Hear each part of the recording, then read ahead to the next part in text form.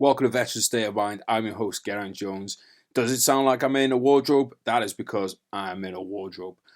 Currently recording this introduction. I haven't been down to the studio for a few weeks because busy. But this guest deserved an introduction, and then we will jump to studio quality. Before we get to him, I just want to take this opportunity to say a massive thank you to everyone that's been involved in the podcast this year. Our producer, Peter, who does a great job on the studio quality stuff, so you don't have to listen to me in a wardrobe.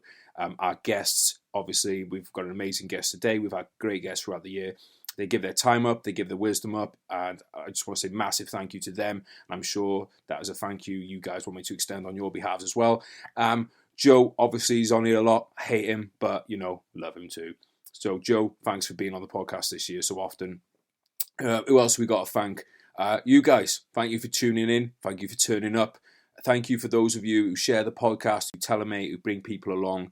But thank you for making it happen, guys. We talk a lot about on this podcast about how important purpose is, and doing this podcast is definitely part of my purpose. That might mean I haven't got much going on in my life, but you know what? I'm happy with it. I really enjoy doing this, and I'm very... feel very happy, very proud, very privileged to be able to bring this to you, these guests to you. We got more coming next year. We ain't going to stop. Got another episode next week coming out with Ed's Manifesto, banging guest to kick off the year. And today's guest, Jack Hearn. For those of you guys who didn't hear episode 1, go back a couple of episodes. Listen to episode 1 with Jack. World War II veteran, terrific bloke, a 10th Dan black belt in Judo, and he still does Judo now at 98 years old. So today we're going to talk about Jack's service. We're going to talk about what he did, after the war, just kind of life in general. And Jack, if you're listening, I'd love to have you back on for part 3. Really enjoyed these last couple of episodes, so thank you so much for that. And again, thank you so much to the people that make it possible: the Royal British Legion, Combat Fuel, Zulu Alpha Straps, and we've had other sponsors as well, guys, and we're massively thankful to every single one of them. You can find them all linked up down in the show notes. Please do support the people that support this podcast, because without them, there wouldn't be one.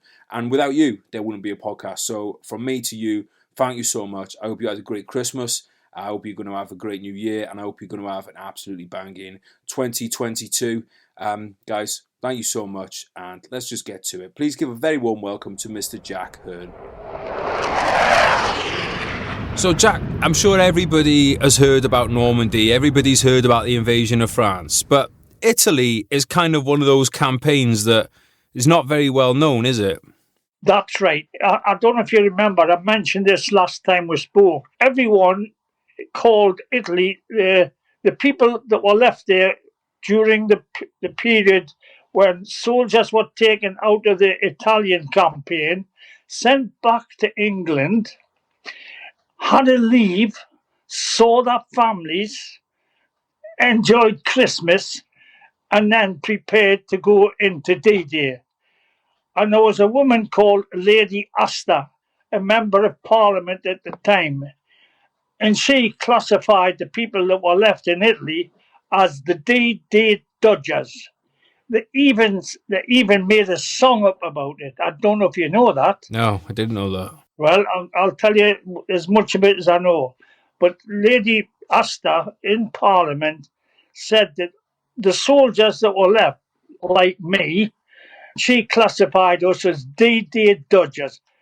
If you've been in the forces, you know you have no choice in what you do or what you have to do. If the army says jump, you ask how high, and you do as you're told. And so I don't know what she was thinking about when she called us D-Day Dodgers. What the heck were we dodging? We're already fighting over there anyway. So going over into Europe, into the D-Day landing, was nothing new to us. We'd already done it. And this coming from someone who's never been within 100 miles of a front line. It's not, I mean, you got to ask yourself, yes, on what blooming planet does she have any right to say that about anyone?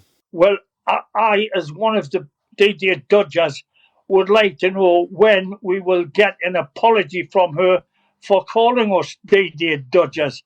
We were still busy protecting Britain then, while they were having a leave.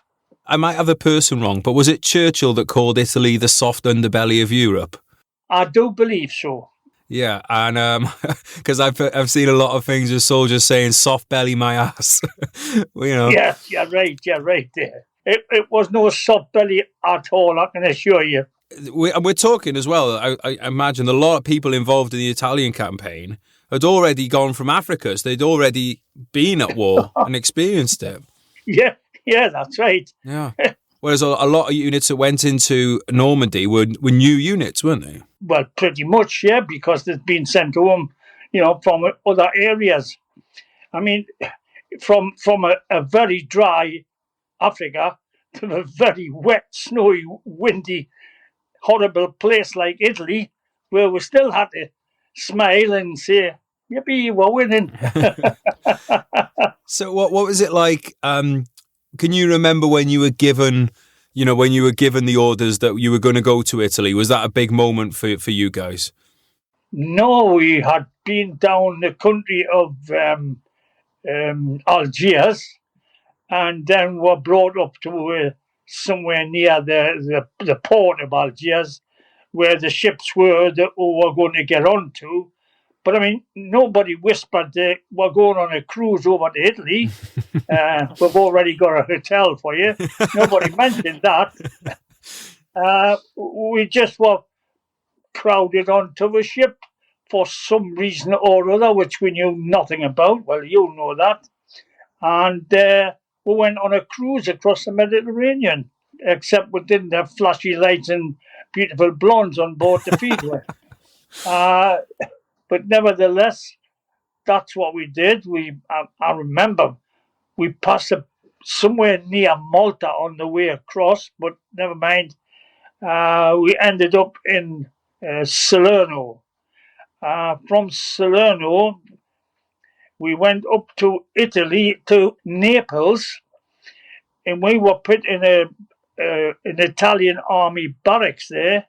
I'm trying to think of the name of it, but that's where I ended up for a period of time in the Italian army barracks. And a little story there. Every day we went out and we came back with whatever you had for your lunch, whether it be a tin of corned beef, a tin of Irish stew, or a couple of sandwiches or whatever. But there was always families of women and children waiting at the gate for you to come in so that they could scrounge whatever you had left. Mm. You poured it out of your Dixie, you poured into an oil drum which had been cleaned out, all the rubbish that you had, and these women and children were scraping it out the barrel and putting it into tins to take away for their family to eat. That I saw. I many a time handed a corned beef sandwich back in, or a half a tin of Irish stew, and gave it to these people, half a bar of chocolate, maybe a couple of odd cigarettes that you had. But that's what life was about. These people had nothing, and it was too much for us, so we'll give it to them. So the fact that they were part of the Axis, countries, yeah. You saw past that and saw the human side of it. Yes, we did that. Many times we saw families with absolutely nothing. Very, very tiny children, and the parents crying and asking you for whatever food you'd got. I mean, a half a cigarette was better than no cigarette as far as they were concerned. And a half a bar of chocolate to the child was Christmas again. Yeah. I mean, this you've seen with your own eyes. I mean, I remember it well. But there you are. That was just a little part of life. When you were on your way to Italy on the ships, were you worried about U-boats and, submarines and air attack and that kind of thing? No, not at all. Not at all. I mean, as far as I can remember, I had a fairly good cover with the Navy crossing over. It wasn't a big journey, just from North Africa across the Mediterranean. I cannot remember all that much, but as I would be down in the bowels of a ship, somewhere in the bottom, I wasn't up in the captain's quarters up above waving a flag. We were downstairs somewhere and finding yourself a comfortable spot just to get yourself ready and prepared for when we're going to land. Did you come ashore at a beach or onto and into a port? Was it? It was a port. Mm-hmm. How did that feel to be? Because obviously Africa's one thing, but to be in Europe, yeah, how did that feel? Another job to be done. Just another job to be done. You didn't consider where you were, what you were doing. If the boss said, jump across that pond of water or jump into that vehicle and drive it up the road, you did it. It didn't matter what it was you had to do, you just did it. We didn't question anybody if they had one stripe, two stripes, or pips. He said, get in that vehicle, take that load over to so-and-so. You did it. So you mentioned the weather, Jack. What kind of time of year are we talking here? Was it like were we talking winter time or? Yes, I cannot remember exactly what time it was, but it wasn't exactly summertime. Let's put it that way. I can just vaguely remember having to cross a river, and we had to go down the slope on one side and up a slope on the opposite side. And many times we had 2 and 3 vehicles pulling up, up a slippy slope because that many vehicles had gone over it. What had been hard earth was now just like mud and slither and everything else. So quite often two vehicles or even just one vehicle with a wire on it, a hauser pulling you up out of the slop and rubbish that your tyres were in to get you back up onto the hard road again. But that wasn't commonplace. That. I know this might sound like a silly question, but when I was in the armoured infantry, and we develop, you have quite a love-hate relationship with your vehicles because there's always work to do on them. But on the other hand, it's your steed. Did you have a similar kind of relationship with your wagon? Yeah, because that was your home. Right. That was your home. I mean, at one time, way on a bit, I'm not talking about just at that period, but later on, I got myself a bed and I fitted it up in the back of my vehicle and made it as comfortable as I could, because you either slept in the back of your vehicle, underneath your vehicle, or you just sat in the driving seat. That was home, and you looked after that vehicle because that's where you lived. Had you learned mechanics and anything as a child, or was it all when you got in the army that you learned all this stuff? Oh, no, just when I got in the army. Do you enjoy like the mechanical stuff? We didn't do a lot of mechanical work because we had a vehicle with mechanics in, so that if anything happened to your vehicle, you called the mechanics and they come and did most of the engineering side of the work. All I did was sort of drive it and look after it, and pat it on the head, say, good lad. So you mentioned you were, 329 Troop Carrying Company? Yes, 329 Troop Carrying Company. And were you working with one other infantry regiment in particular, or was it whoever you sent to? Wherever I was sent to. We're with the 6th Armoured Brigade. The 6th Armoured Brigade, I think, are still in being now. They have like a mailed fist. Oh, yeah. Yeah. That's the 6th Armoured Brigade, and I think they're still in existence. And the other one was the 78th Indian Division. That was a yellow battle axe. That's pretty cool. I do like a good insignia. I got a feeling I might have been on my first tour with 6th Armoured Brigade, actually. Ah, yes. So we might have been with the same brigade. So, Jack, when you were carrying these lads around, then what was it? What was it like for you?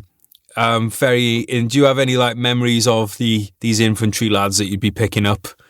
Not really, because as far as I was concerned, I pulled into a unit and just stood by my vehicle they went on board. I mean, I wasn't cheering them on. I didn't hand them cups of coffee or nothing like that. I just said, okay, up you get. And when they were in, I put the tailboard up and off we went. And when I got to the other end, I put the tailboard down. I turned around and went back to where I'd come from. So for me, it was just like being a bus driver by today's standards. I drove the bus and I went wherever I was told to go to. If they said go to Siena, I went there. If they said go to Rome, I went there. Wherever the direction was, that's what I did. Did my job and went back for the next load. Like, what kind of distances are we talking here on some of these trips? If I talk about the long distances, 100-mile or more. Right. It depended on where you were and where the next place was. I can't remember any in particular. I think from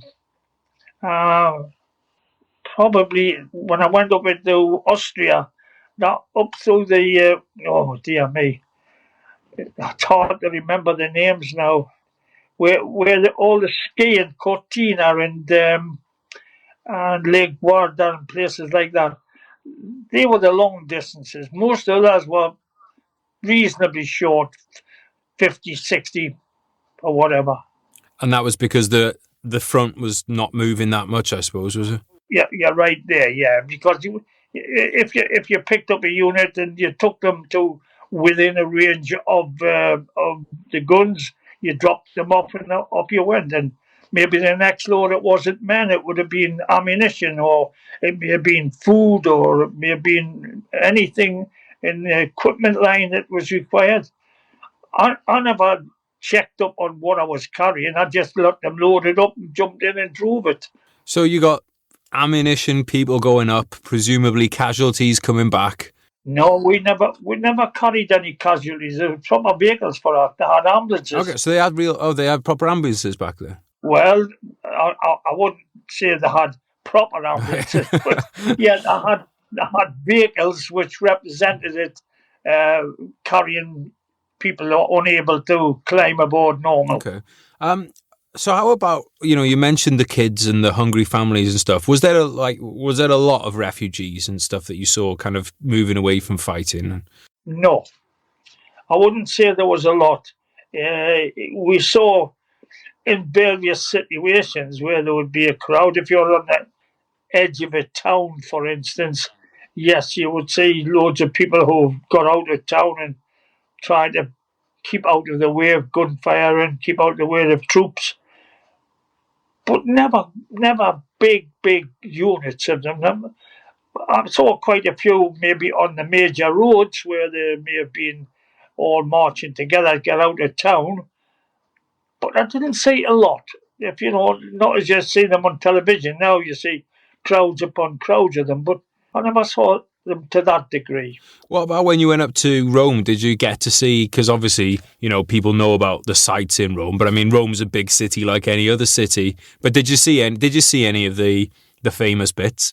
I've been to Rome quite a lot, so during that period, I didn't see anything worthwhile talking about because I just drove through Rome or around Rome. As I say, I've been to Rome a number of times, and so I have seen most of the important parts of Rome. I find it amazing. I've been to Rome. I haven't really been around Italy, but I've been into Rome a couple of times, and yeah. I find it incredible that there's buildings there that have survived the Second World War, survived all this other stuff, and still standing brick on top of brick. Yes, I know, that's amazing. Well, when you think about Monte Cassino, that is a miracle. Monte Cassino was bombed very badly by the Americans. They decided we never ever bombed monasteries, but they decided the only way we could get past it was to bomb it, and it was the Americans that did it. And after it was bombed, and I've got some photographs of it,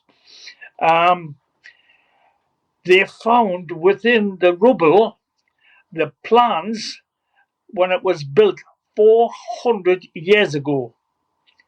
And as it is built today, it was built on the very plans that they found in the rubble from 400 years ago.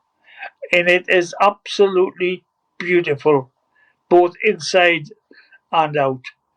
And I've been in it a number of times, and it's a really beautiful place. It's worthwhile a visit. So Monte Cassino, Jack, was it a cathedral and a village, was it, or what was on top of a mountain or something? It was a monastery built way up on the top of the mountains because monasteries were supposed to be holy places, and so they built them out the way of the general public.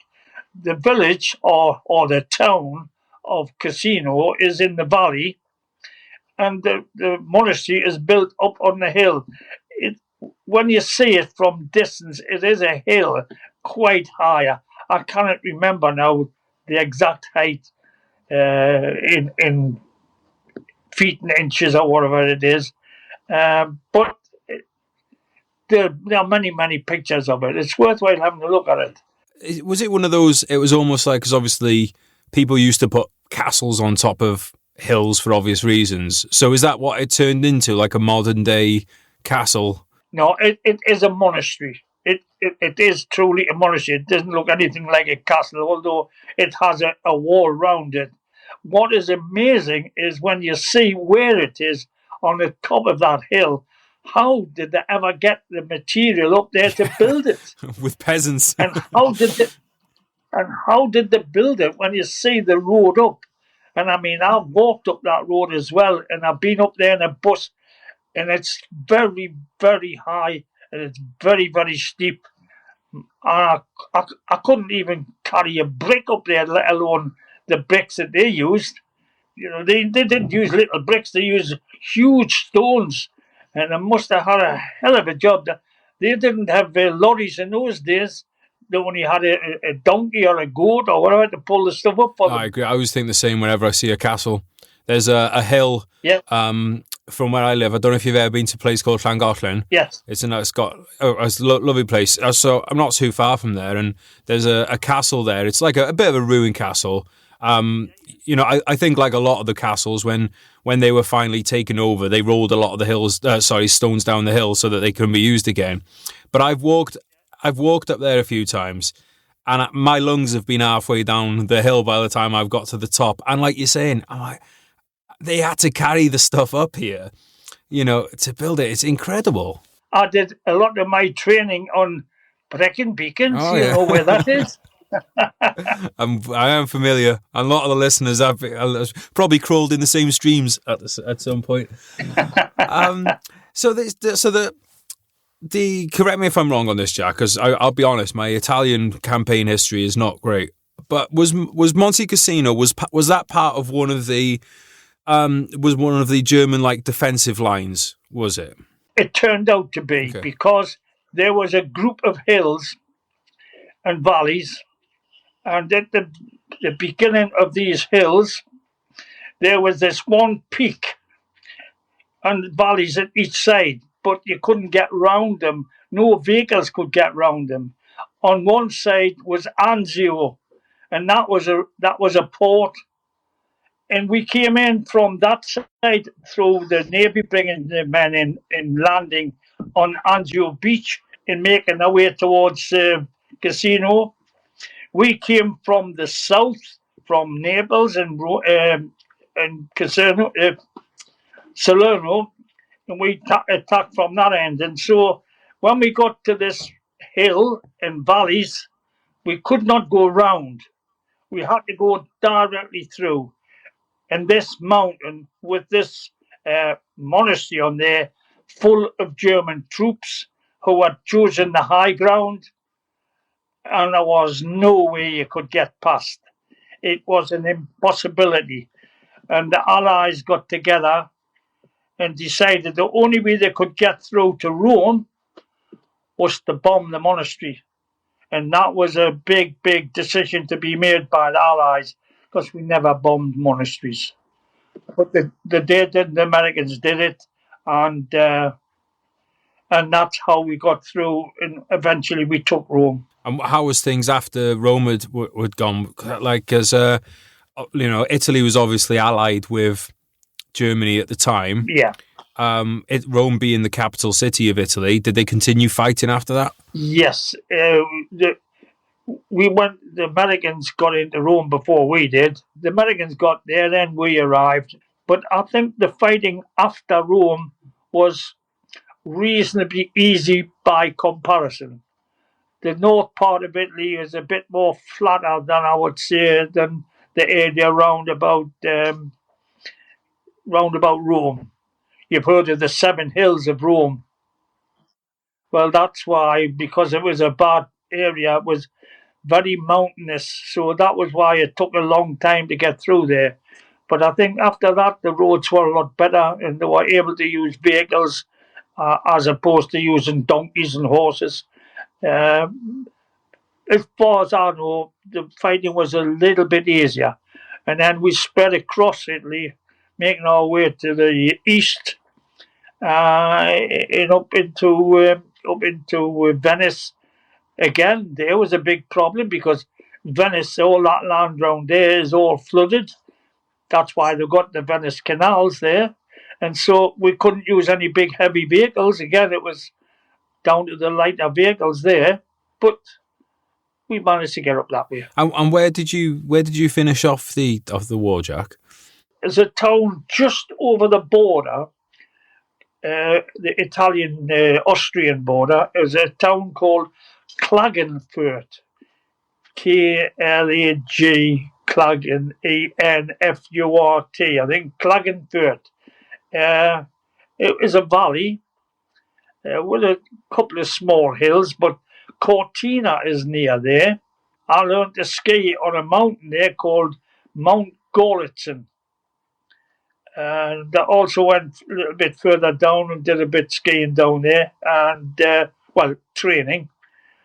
And a brief story, I'll keep it as brief as I can. I was on the slopes with the instructor, and I asked him if I could go to the toilet because he was Italian or Austrian, whichever. He pointed to some bushes. He said, just go over there, which I did. And when I went over there, I bent down and loosened my skis, and I fell into a very deep cavern of snow. I don't know how far down I was, 3 foot, 4 foot, 5 foot, I really don't know, but I was floundering about in the snow, and I knew I was doing myself more harm, so I kept still. I shouted help. They came over, shoved the ski down, which I grabbed, and they pulled us back up onto the top snow, and I put my skis on, and that was it.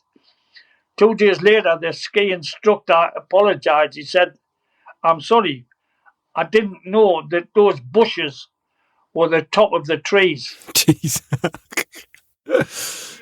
They were the top of the 30-foot trees. And I had stepped out onto the snow, which was soft. So you'd gone off the cliff, basically? Yeah. And I'm here. Did you enjoy it, skiing? Yes, I did. It was something in my life I would have never, ever been able to do. But I did enjoy it. I was with a group at one time, and they said, we'll go first, and you just follow and put your skis in our ski runs and follow that.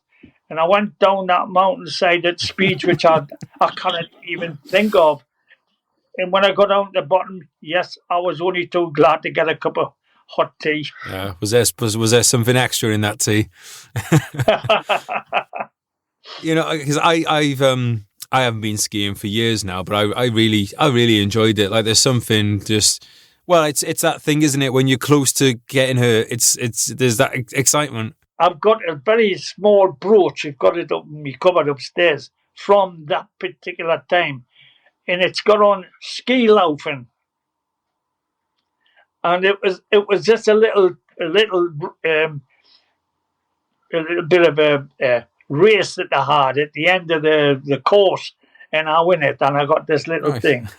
Yeah, where we were stationed in the hut or house, whichever it was, we had to go to the ski lift, and they sent up the food and rations on a ski lift. We took it from the ski lift to the hut where we were living, probably about 3 mile or something like that.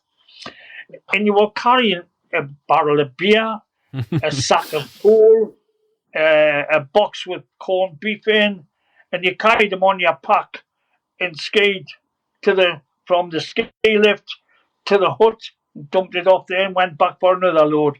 And that's the only way we could get rations. Carried it ourselves from the ski lift. It came from the valley, but yeah, I enjoyed that bit skiing. Skiing with a barrel of beer on your back sounds dangerous. Yeah, or a bag of coal. Yeah. So, Jack, is there anything else you'd like to say about the war years before we talk a bit more about judo and sports and stuff? Just another brief story. Whilst I was there, I was called to see the MO, and I had a cast in my right eye. It's called what they call strabismus severi. It means it's a lazy eye. And the MO said to me, "Would you like to have your eye put straight?" And of course, being a young fella, I said, "Yeah." And he sent me to a town called Graz, Graz. It's a part of Austria. And I was in that hospital for a period of time. I cannot remember exactly how long. I think it was about a fortnight. But I went in there and they did an operation on my eye. Now, from what I've been told years ago, they used to take your eye out of the socket, put it on your cheek, cut it and stitch it and put it back in again. Now, this is factual that they did that in those days. We're going back to the 1930s and 40s. Oof. But little did I know, when I had my eye put straight, I had a bandage over my eye for about a month, approximately. And they kept taking the bandages off and asking us what I could see. And all I could see was just a blur. And first of all, the blur was kind of a dark brown green. And eventually, after a period of time, taking this bandage off and washing my eyes and putting them back, eventually that came into two colours, a green and a kind of a grey. Actually, the walls of the hospital were green and the ceilings were like a creamy white. And that's what I'd been seeing all along. But I didn't know that's what they were. But they did put my eyes straight, and now I have it straight. And here's the funny part about it. This was the first time they ever had done keyhole surgery. So you didn't have your eye popped out? No. They told me about this afterwards. They had instruments they could put into the corner of the eye, do the job, and leave you. And then I was under there for about a month or so. But I'm fine now. This eye is straight now. You wouldn't think I had cross eyes, but I was one of the early days. Out of the 6 people that went down, 2 were successful. The other 4 had to go back in again. But I was one of that 2. And I had my eyes put straight by the army in 1945, 46. Jack, are you telling me they had you driving before they fixed your eyes and not after? Yes. Oh, It yes. seems like the wrong way around. Well, I had good eyesight in my left eye. My right eye wasn't all that good, but I passed the driving test. I must have done. Well, you're still here, so you must have been all right. Well, I'm driving today. I've still got my driving license. I've just got it back. I've got an advanced driving certificate. Right. And I got that about 3 or 4 years ago. I was about 90, 94 when I got my advanced driving certificate. How about that? Yeah. So I know what you mean. So it's like that add-on that you do for the test, is it? And so how come you chose to do that? Was it just to show people that you could still, that you was to... No, I was. If you look on YouTube, you'll see I did a program called the 100-Year Driving School about 2.5 to 3 years ago, and I'm on that. And you'll see me. I was driving a little green-coloured Ford Escort. Just before we go on to the judo stuff, I just wanted to ask you, what was it like coming home at the end of the war after being away for so long? Great, because I got out on Class B relief. Do you know what that is? No, I don't know. On Class B relief, what happened is I was asked to go to the office, and the officer in charge said, "Would you like to go home?" I've been out there 3.5 years. Yeah. He says, "You're a building operative." I said, "Well, I don't know what that is." I said, "But I did work on the buildings as a hood carrier." Do you know what a hood carrier is? It's carrying the big thing of bricks, sir. You should carry the bricks on your shoulder and carry them up the ladders and walk up the ladders yourself with 10 bricks on your shoulder. And he said, "We want building operatives back in Britain." He says, "to build Britain back up again." He says, "We need people like you. Would you like to go back home before your leave is June?" I said, "Yes." So what happened was I got out of the army a little bit earlier, and I got some of the money that I would have got. I got that cut off. So right. I can't remember what it was, but you got a suit and you got a pair of shoes and a shirt and a vest, and you got a certain amount of money. Well, they took some of the money off us to let us out early. Sounds like a good trade. That was called Class B relief. And what was it like coming back to Britain after 3.5 years away? Fantastic, because I had a girlfriend and we got married. Right. So that's why you wanted to get back. That's where my money went. Yeah, I got married in 1946. How do you view, like, obviously, you've said a lot of times we did what had to be done. Is that like your overall feeling really with the war? Yes. I went into the war to fight for my country, because my country was going to be taken over by Germany and its allies. And I couldn't see that happening. And I thought, like the rest of the people that I was with, we'll have to fight for our country. It is our country, and we are going to fight for it. And we did. Obviously, I know a bit about your story, and we'll go over it now since, but was what you went through, has that spurred you on to make the most of every year that you've had? Without doubt. Because of what we went through, I want to enjoy what life that there is left. And from the time that I left the army, I did enjoy my life. I fought for it.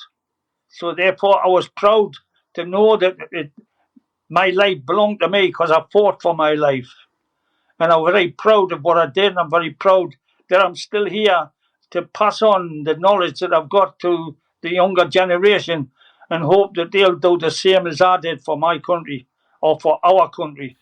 Jack, I've been really looking forward to talking about this part. Please tell us about your judo. I was a racing cyclist way back, and I got appendix. I was rowing a boat on a river up in Northumberland, and I got a pain in my side. Didn't know what it was. Went home, went to doctors, and that's what it was. It was appendix. In those days, when they took your appendix out, and I'm not joking, I can prove what I'm telling you, they put the hand inside and took a hold of it and pulled it out, and then stitched you back up again. And I've got a scar on my body about that big, really. And I'm not joking. God. But that's how they did it in those days. Nowadays, it's not as big as your little fingernail. That's keyhole surgery. But they didn't in those days. They cut you open, went inside, took it out, and stitch you back up again. So that's what happened. Anyway, after I was well enough, the doctor said, you must never do any more cycling because he said you could interfere with the stitches which they put in. He says, and that would open it up again. He says, we don't want anything like that to happen.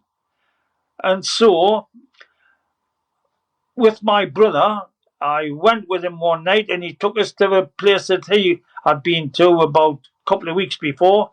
And it was a judo club in North Shields where I lived. I went in, had a look at it, had a try at it, and I took it like a duck takes the water. I absolutely loved it. And that was in 1951. And I enjoyed the time I was there. I was there for a short period of time. And my brother and I eventually, we started a club on our own, although we had not much to teach because we hadn't been doing judo ourselves long enough. But we thought we'd have a try. And we did. And from that day on, from 1951, my brother and I taught judo the best we could. And I went off onto various courses to different places wherever I could learn. I went over to Liverpool and to the guy over there. I went down to Middlesbrough and learned a bit from him. Then I went down to London and there was a Japanese down there and I learned from him. And as I was learning, so I was able to teach. And as I say, in 1951, and I've been teaching up till the present day, more or less. Well, this COVID has stopped everything, but a couple of years ago. But I'm still able to function. I can still throw them around just the same as I've always done. I became a member of various judo organizations. The first one was the British Judo Association. Then I joined the British Judo Council.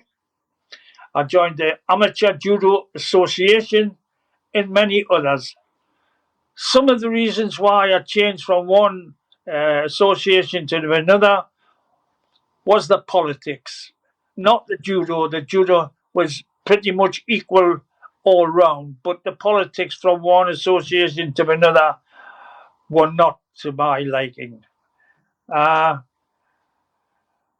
I went to France for 10 years to study under a man called Haku Mishigami. He's a ninth dan. He's one of the top men from Japan. I studied under a man called Kenshiro Abe. He was a very top man of Japan from Kyoto. He came and settled down in Britain, and he was a resident down in London. I went down to see him quite a lot of times. I entered the World Championship at one time in Birmingham. I started judo clubs in various places throughout Britain. I got my first black belt in 1960. I had to fight 10 men and beat them all to get my first black belt. A black belt is called first dan, D-A-N. So when you get your first black belt, you're called a first dan. And from there you go up to second dan, third dan, fourth dan, and so on. And in between each time, from first dan to second dan, you wait 2 years. From third dan to fourth dan, you wait 4 years. From sixth dan to seventh dan, you wait 7 years.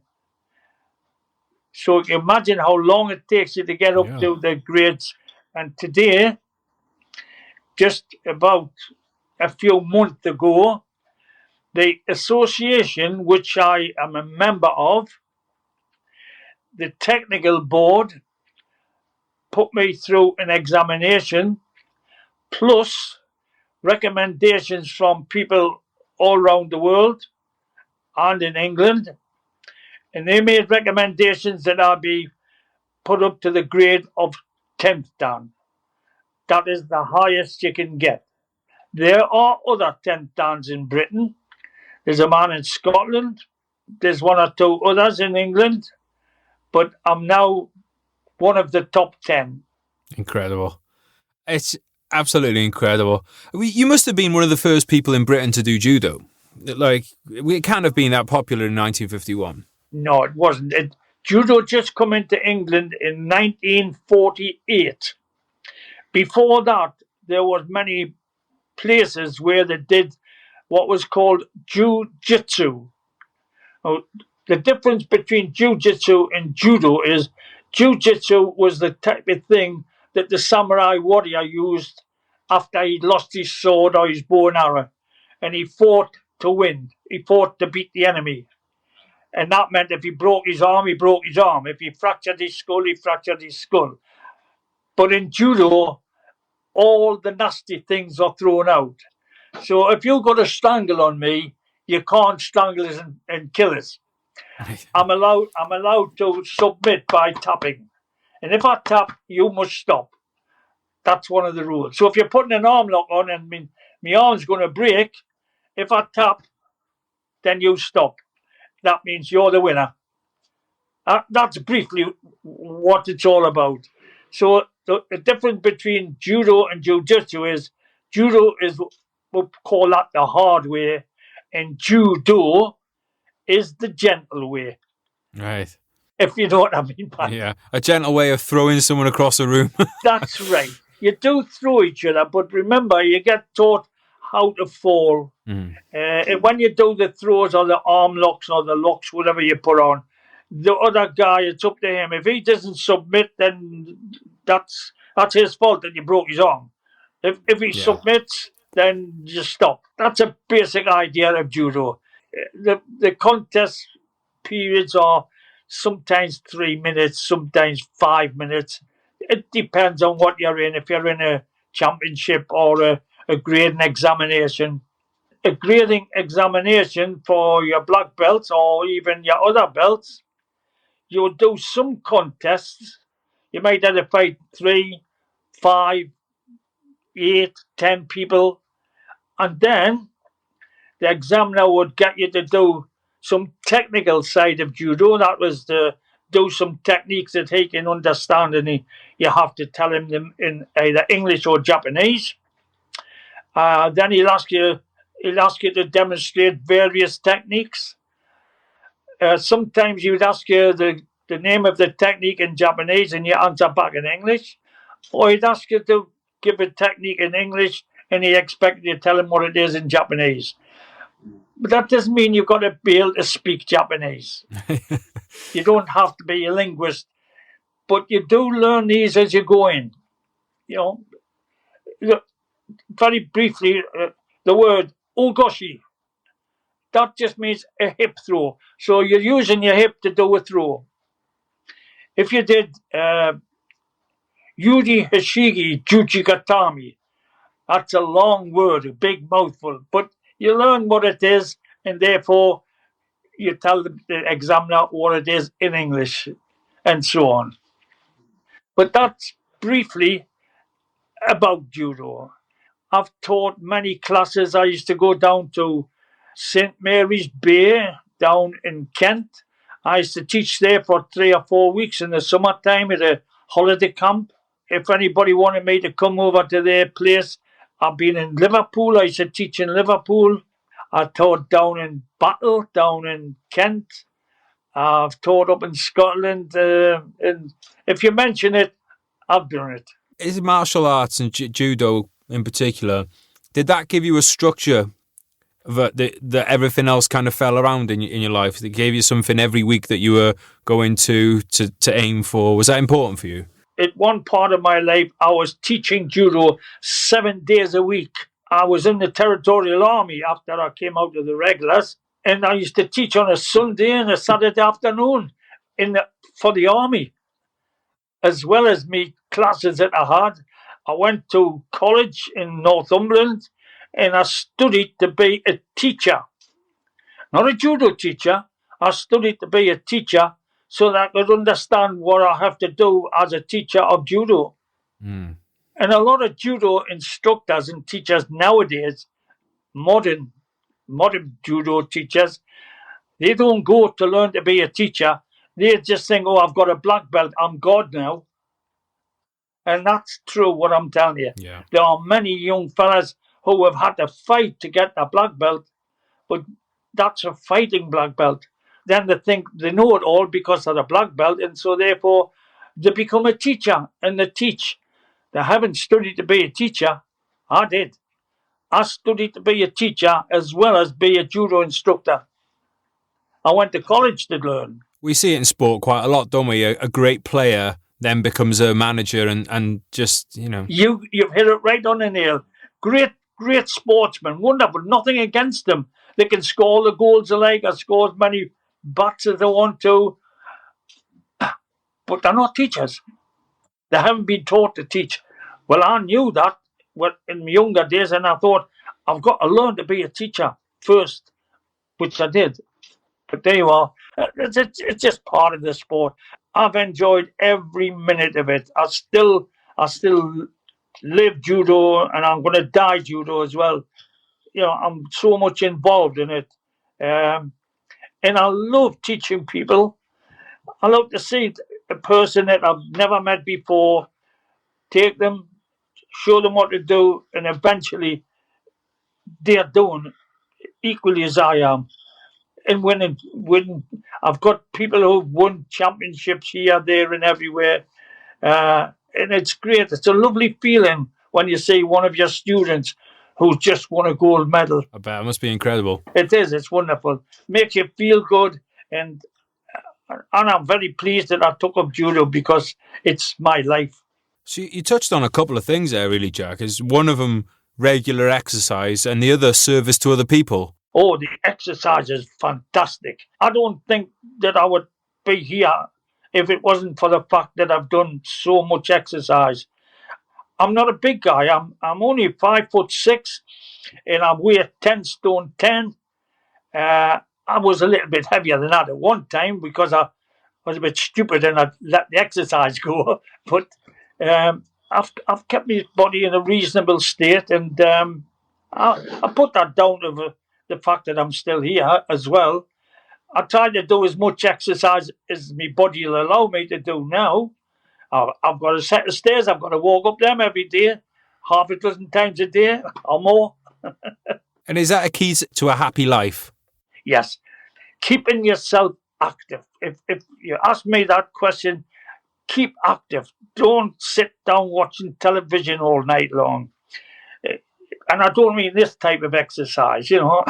Yeah, I'm just for people like we're not watching the video. He's doing drinking motions. Got wonderful arms, but they got no legs. Oh, yeah, sorry. I thought you were doing drinking. Hey, I mean, I hope that's not directed at me, Jack, no. Because I have been doing a bit too much of a body. We'll have to have some kind of leisure as well. Yeah.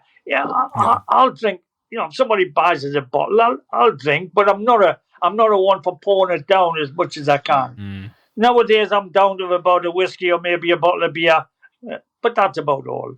I poured it down plenty when I was younger. So when we talk about like a happy life, Jack, we got exercise, service to others. What else is there that you think makes for a happy, fulfilled life? Being friendly with the people that you're round about you and having great respect for each other.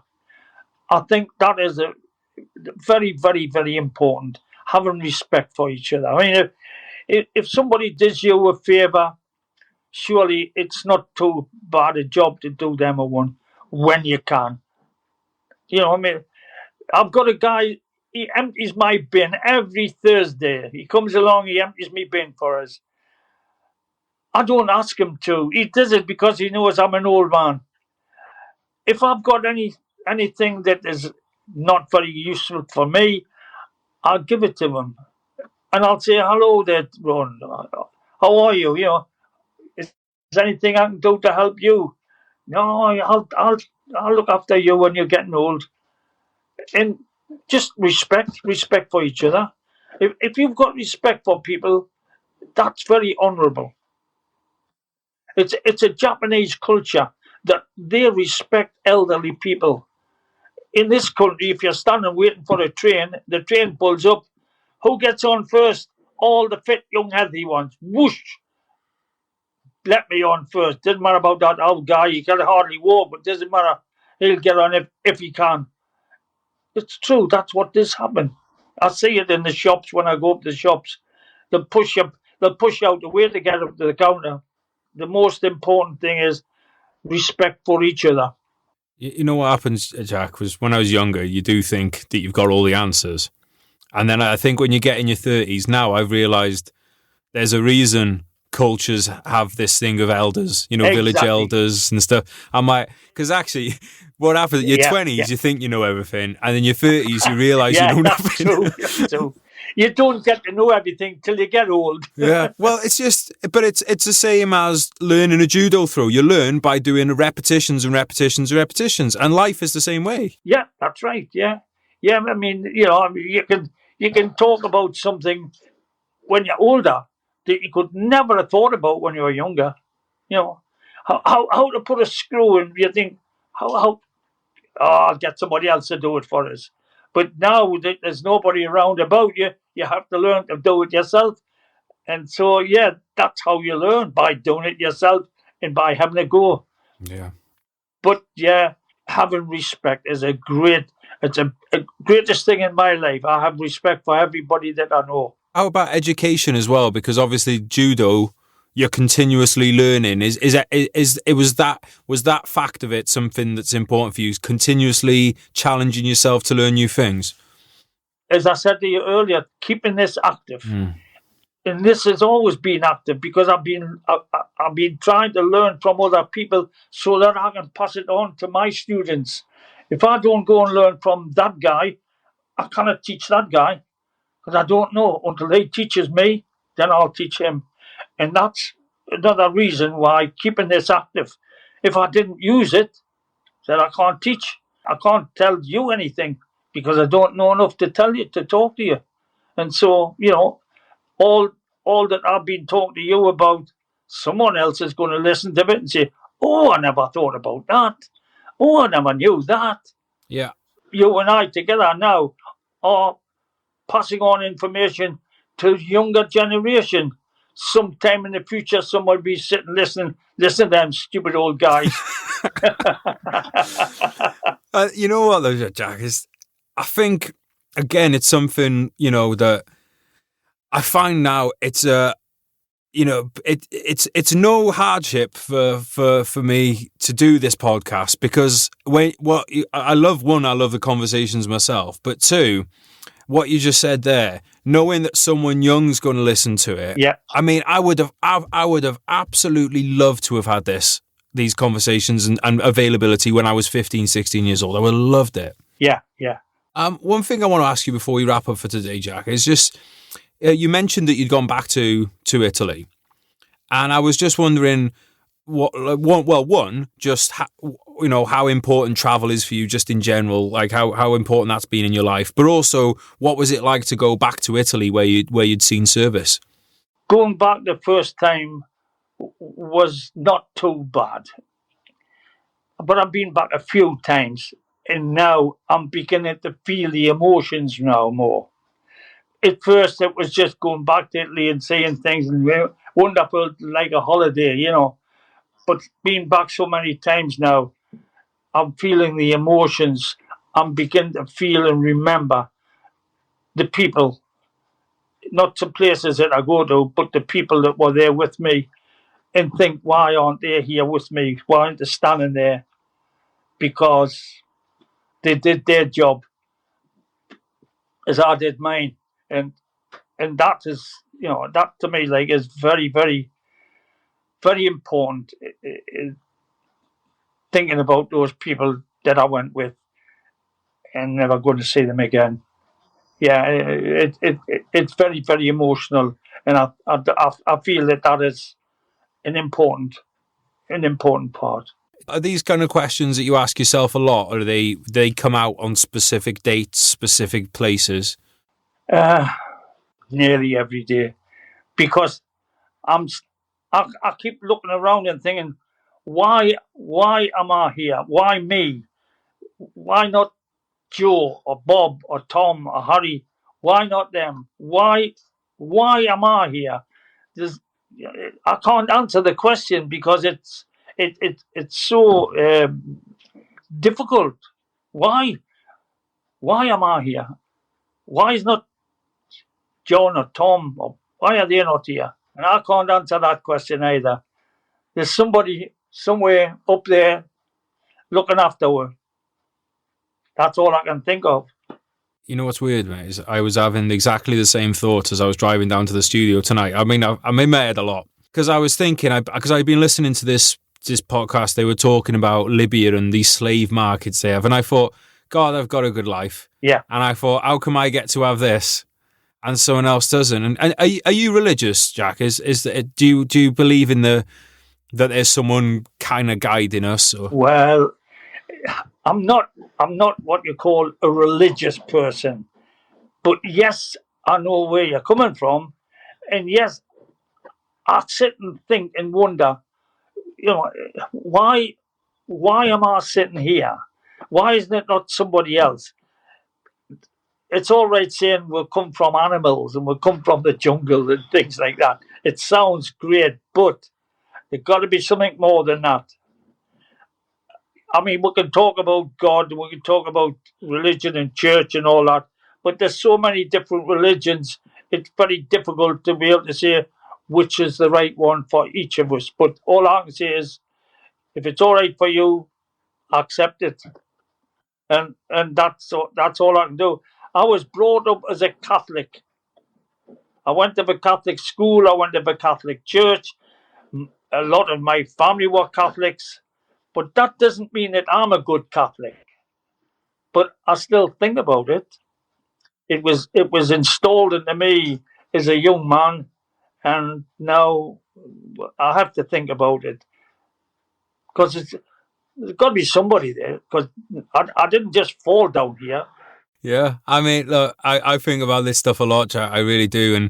And it's one of the things, like, sometimes, I remember the last episode we did together, we were talking about, the sky in the night sky in the desert. Yep. And when you look at that, it's, there's two ways of looking at it. There's, wow, that's pretty.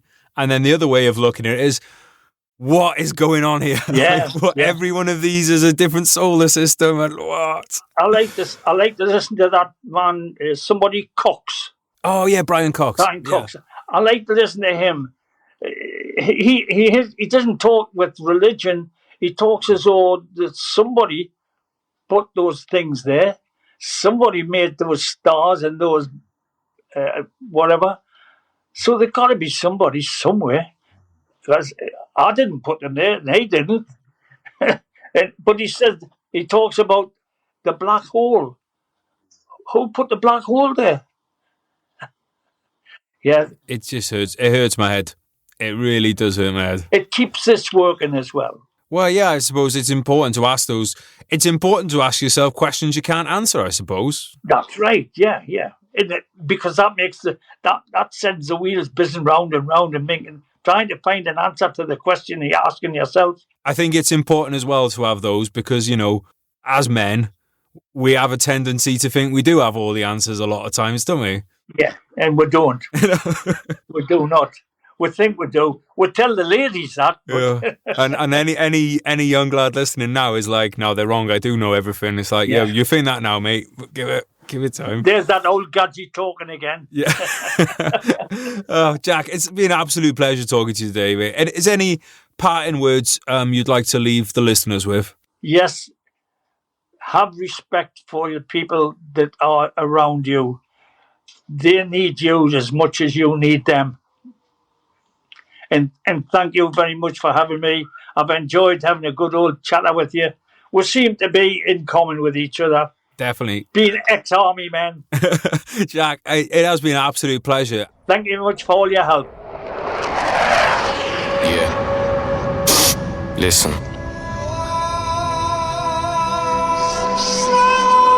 Shout out Teaser.